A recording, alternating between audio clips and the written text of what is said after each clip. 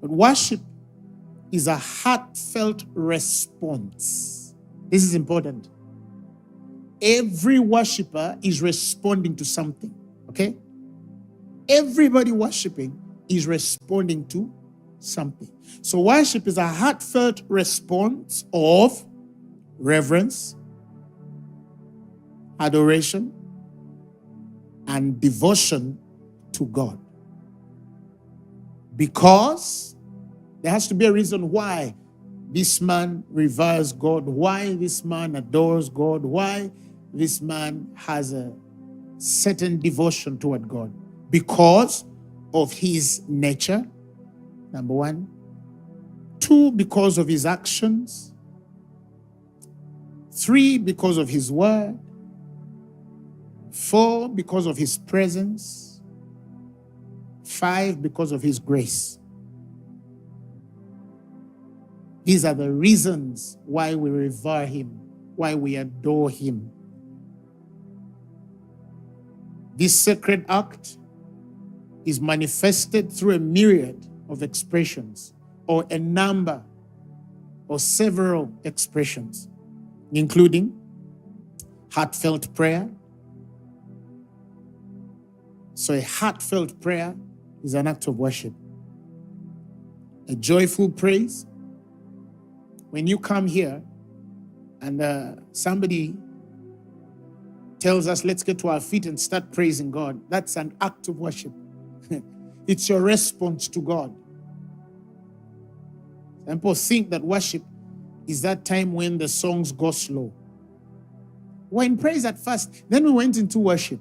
That's a wrong interpretation. Hallelujah. It can come through melodic singing.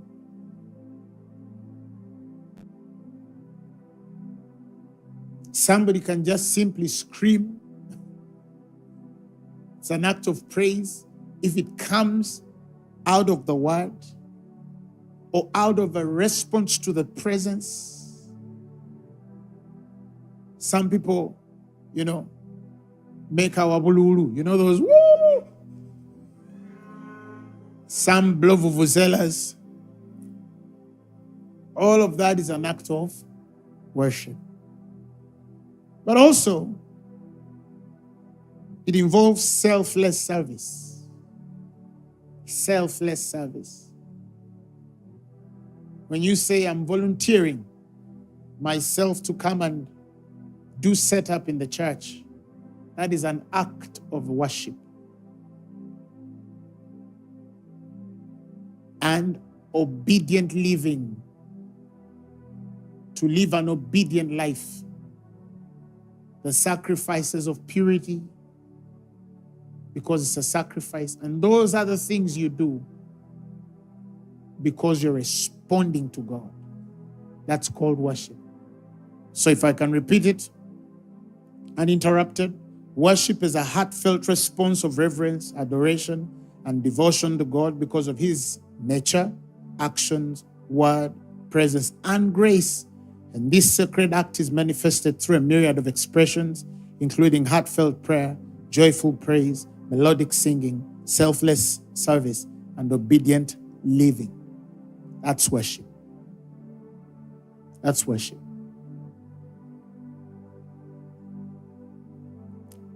However, if we go back to the law of first mention, now back to Genesis 22, to give us the story and understand the context in which God preferred to introduce worship to you and I want you to look at the circumstances under which Abraham chose to worship God. This man had been barren for most of his life, and his wife. They could not have children. And the Bible tells us he's complaining to God. I don't have an heir. And if I cannot get a child in Eliezer, which is my servant, he shall be heir. And then God promises him a child. In old age, him and Sarah Some of you who have read the Bible know the story. If you haven't, you can go back and refer. But fast forward, after that long, it's more than 100 years, God tells him, take that one, your only son. Covenants are very powerful things. Those of you who know the scriptures, he had a son before called Ishmael. With one of the maids called Hagar. But God would not recognize Ishmael, not because he did not love Ishmael like he would love any man, but when he tells Abraham to take Isaac, his only son, it meant that he was the child recognized of covenant. Take now thy son, thy only son. This is important, especially for covenant practitioners. There's something deep there. Because I've seen people who try to engage God to enter covenants that he is not into. That's for another day, though. That is why the scriptures show us, or actually do not show, that he consulted Sarah. Because I don't know whether she would take it. Married men understand this. So he went with his son,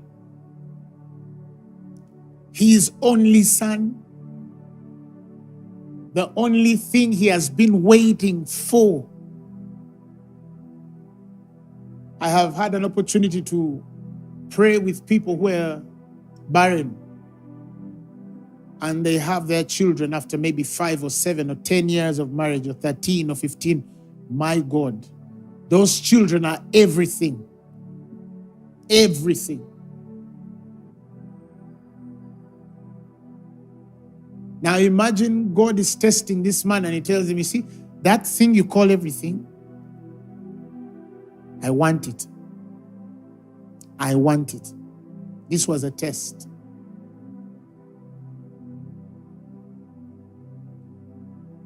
So he gets his boy, saddles his donkey, and his servants, gets to a point and tells his servants, tarry here, I and my lad must go to worship.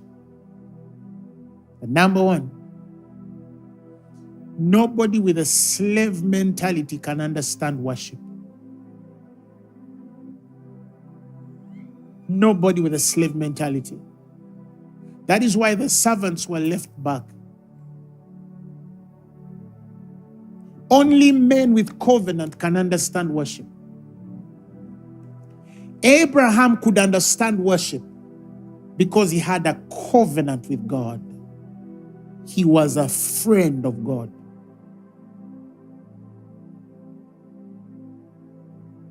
Ishmael could be taken as a sacrifice, or he could join that worship because he was a seed of a man who had a covenant.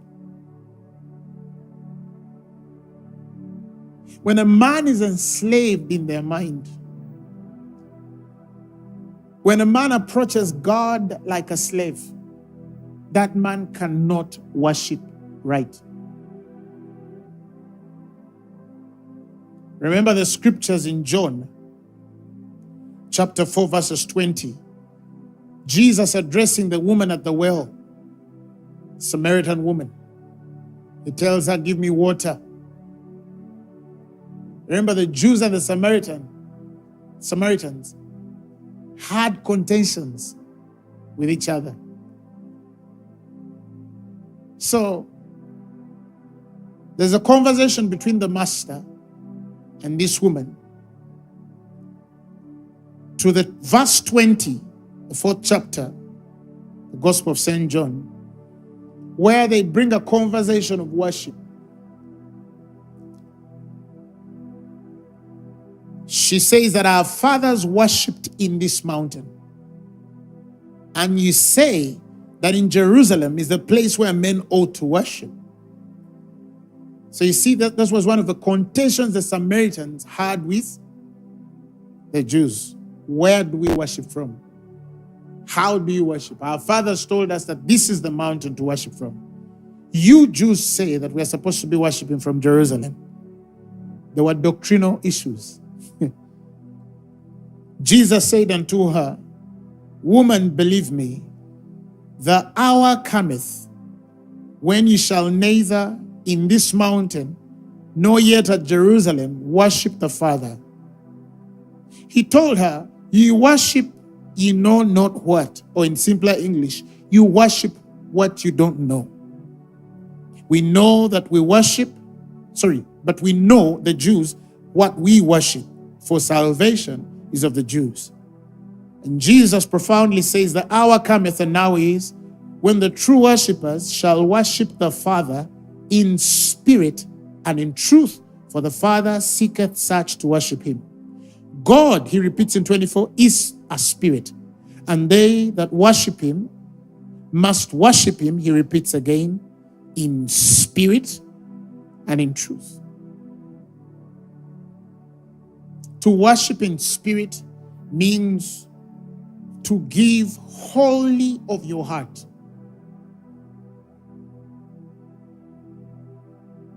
To yield entirely of yourself. He says, these people worship me with their mouths or lips, but their hearts are far. In spirit means to worship with all of yourself. Nothing left back, nothing reserved, no hidden or ulterior motive, only to worship in the purity of your conscience. But it also requires the alignment of your person to the laws that govern the spirit realm. It begins with the heart, don't forget.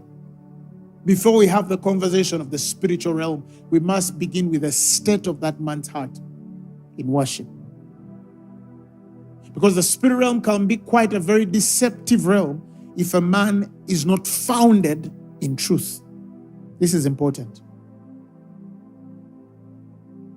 So your heart is key.